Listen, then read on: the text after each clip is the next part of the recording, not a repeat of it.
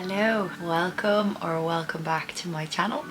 My name is Aisling. I like to read books, so I'm going to chat today a little bit about the books that I have read in February. Can you believe it's March already? I can't. And it's funny because such is the nature of time, like it continues to pass and has done so for my whole life, but it still kind of surprises me. Anybody else? March. But yeah, so I didn't think that I read all that much in February, but it turns out that I actually finished 7 books, which I was actually quite surprised about myself.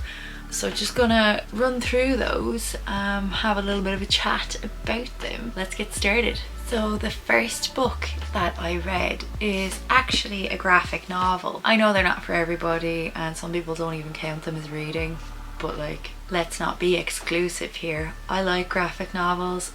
If you like graphic novels, great. If you don't, that's grand. But yeah, so I was actually really excited when I heard that this one was coming out. So it is part of Leigh Bardugo's Shadow and Bone universe.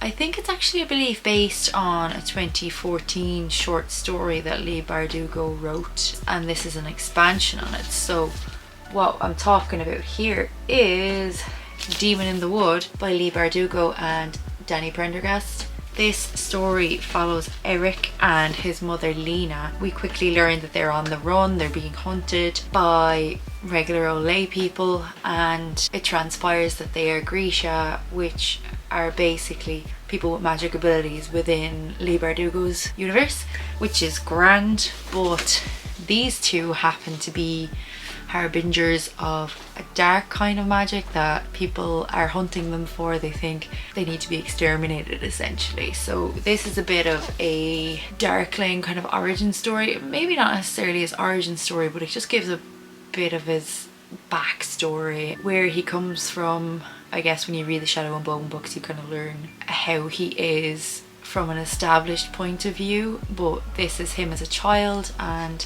how things started out for him. So it gives him a bit of backstory that maybe might have been missing from the Shadow and Bone trilogy. I'm just gonna show you an example of some of the illustrations. I really loved this style of illustration, and what I found really interesting as well was kind of the colour palette. I don't know if I could do this way, but it actually changes throughout the book.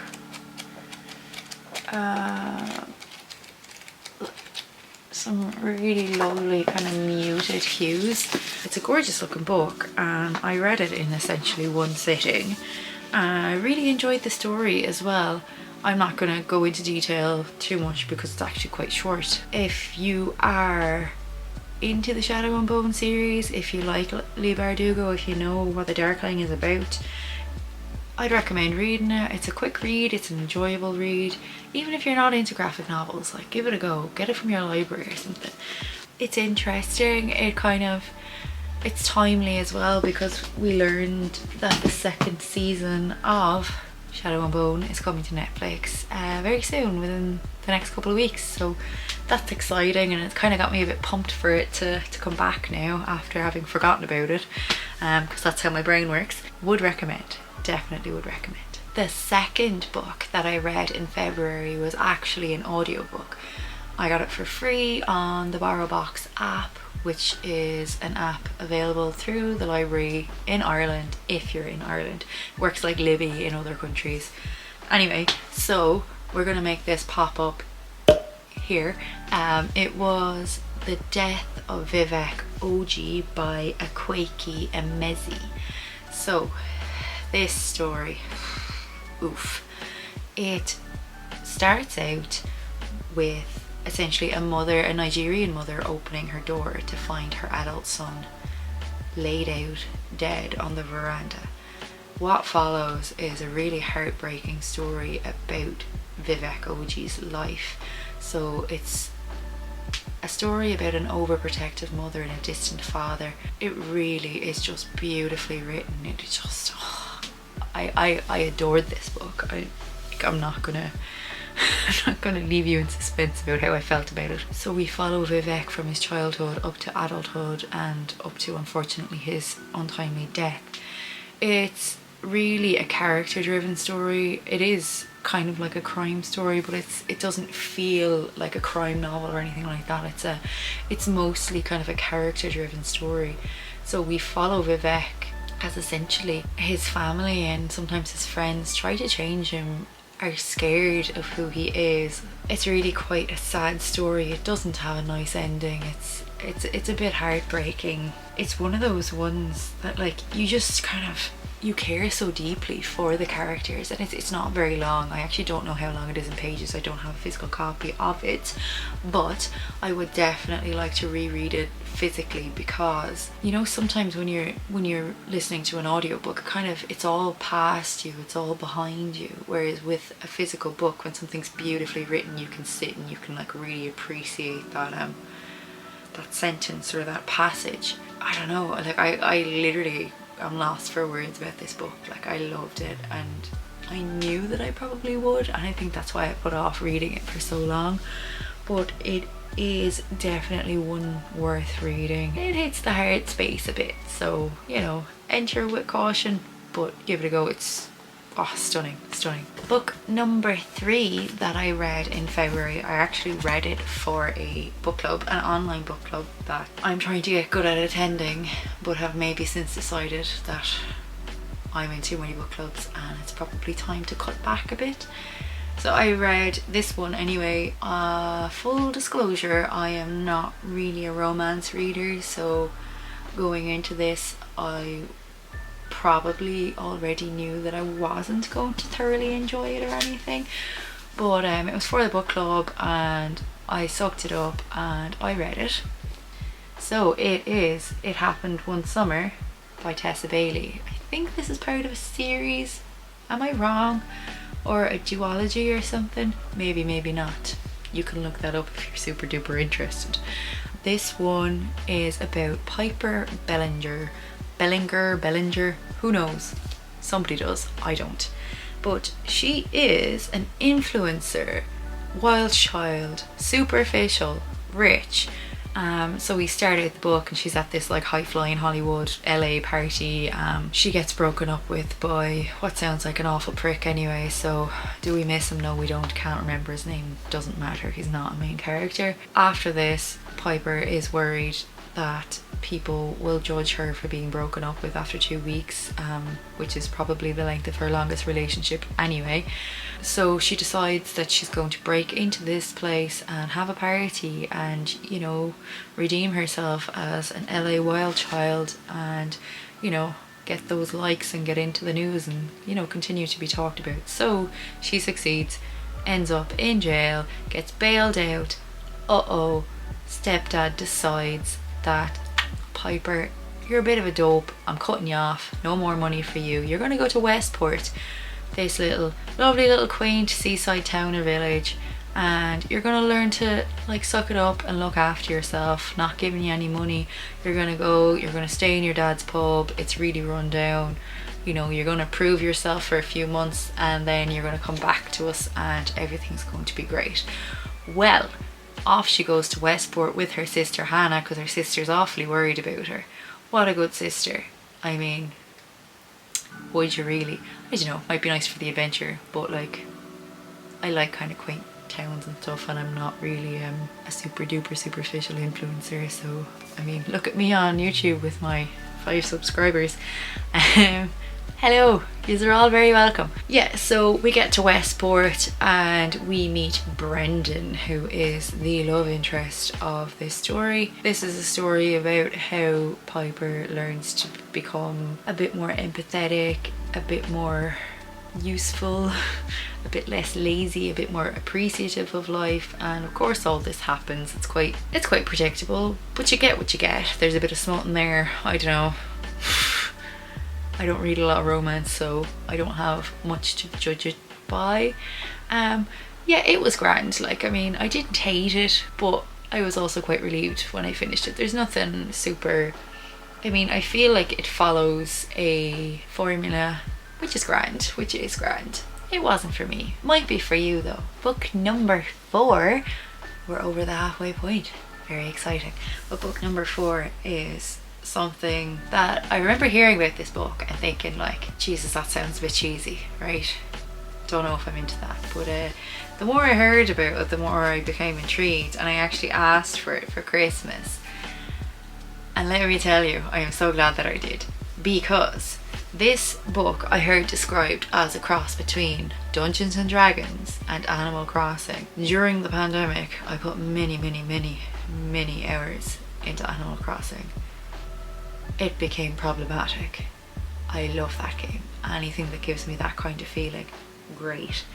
So along comes Legends and Lattes by Travis Baldree. I mean, this book, high fantasy, low stakes, good company. You're getting what you're getting here. Like, it is what it is. It's basically like described everywhere as a cozy fantasy. It is a cozy fantasy. So we follow Viv, who is an orc. From what I can gather, her job prior to setting up her coffee shop, spoiler, is she's essentially was a bounty hunter, but decides it's not for her. She has a bit of an aching back, she's tired, she wants the easy life. She comes across coffee, and she's living in a time and in a place where nobody really knows about coffee. So she's in this town and basically stumbles across a little cafe and just decides that this is what she wants to do with her life. So she saves up a bit of money, gets herself going, and goes to this city called Thune and buys a property, and essentially does what it says on the tin. She sets up her coffee shop. She meets some beautiful characters along the way. She gets lots of help from these lovely characters. It's terribly wholesome. There's tension, you know, so that there is a story. But you don't need to worry, it's not stressful, it's lovely. It's such a nice book. I cannot believe that I loved it so much. There is also something unexpected in this book. I didn't expect it, I really didn't see it coming. Teeny tiny little bit of romance as well, which was just so delightful. I am not the kind of girl who just hands out 5 stars willy-nilly. I really just hold back on those 5 stars for like something that is like exquisite, you know, like chef's kiss.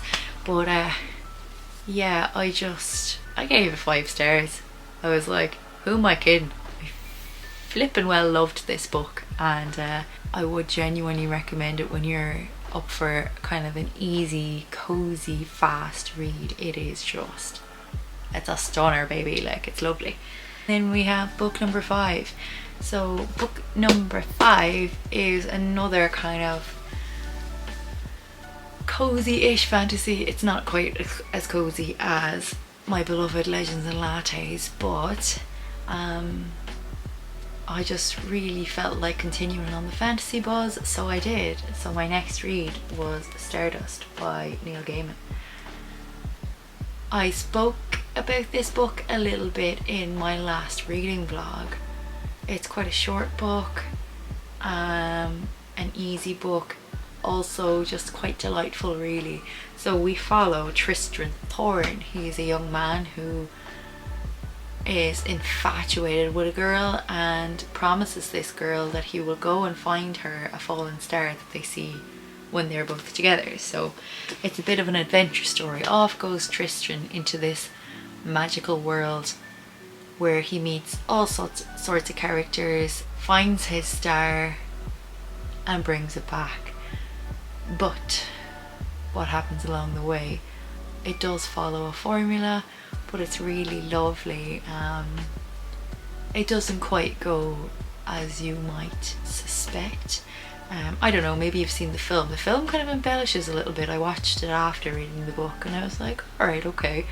I think I preferred the book, but I appreciate what they did with the film.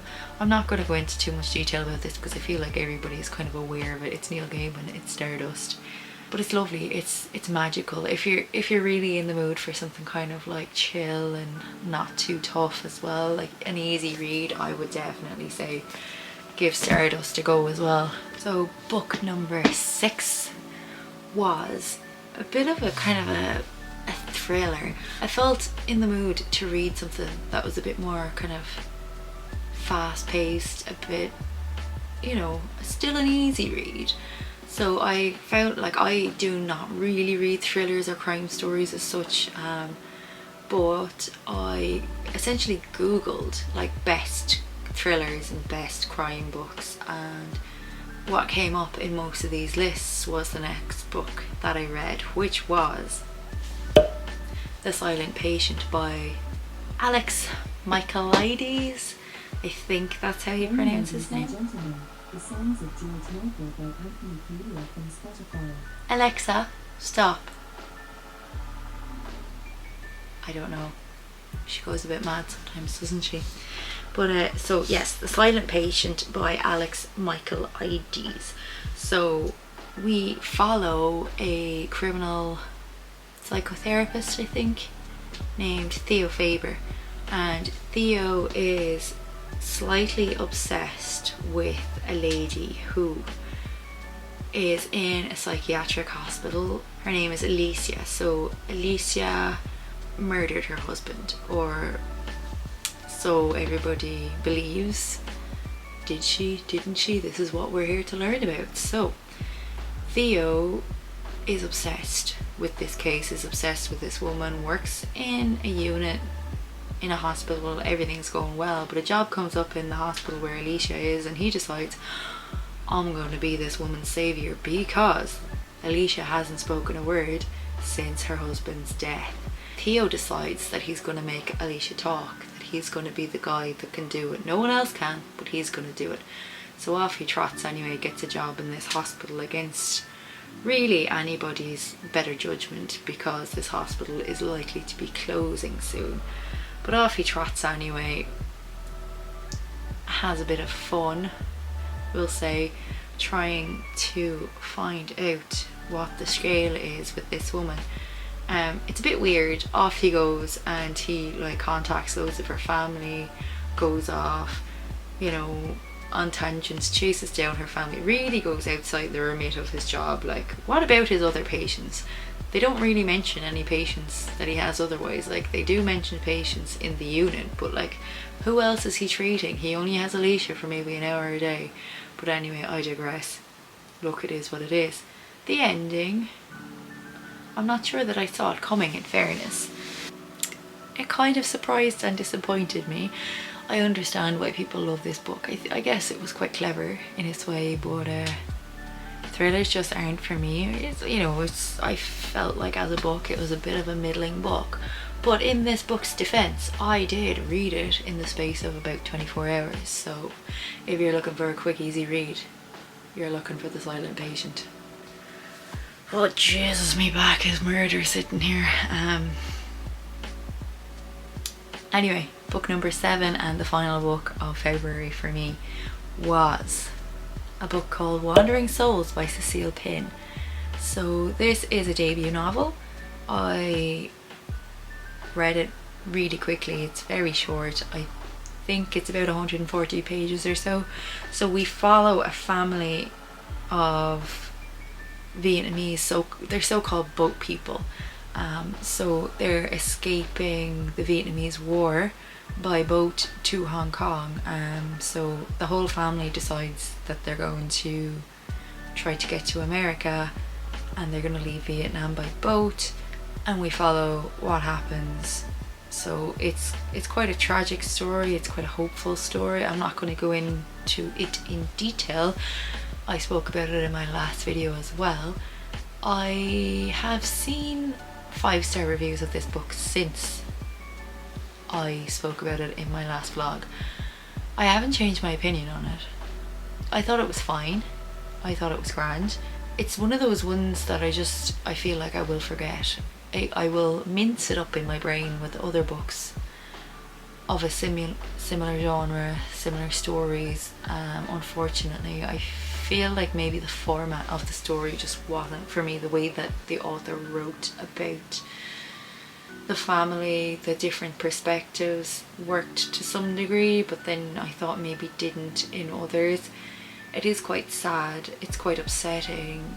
You do really feel for the characters.